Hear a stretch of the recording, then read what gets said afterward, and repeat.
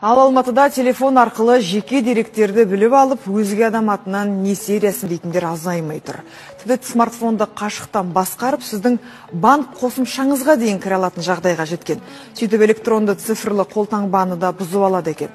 Жыл басынан бері бір ғана Алматының өзінде 400-ге жуық азамат осындай алаяқтарға алданыпты. Ал банк өкілдері мұндай жағдайда шарасыз екендерін жеткізді. Жауапкершіліктің барлығы азаматтардың өзінде дейді.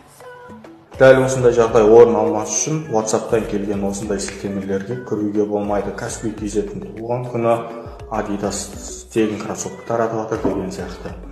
Осы сайттарға кіріп, ішіндегі тапсырмаларды орындап, және де ішіндегі ойындарды ойнайтын болсаңыз, хакерлер сіздің телефоныңызды тікелей басқара алатын болады.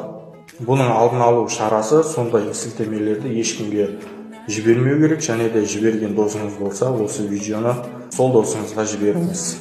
Және де айта кететін жайт, карточкаңыздың осы 16 санын ешкімге көрсетуші болмаңыз.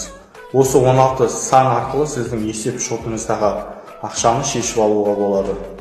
Сақтанғанды сақтайды, сақтана жүріңіздер. Менің карточкамның 16 санын көріп қойдыңыздар ғой.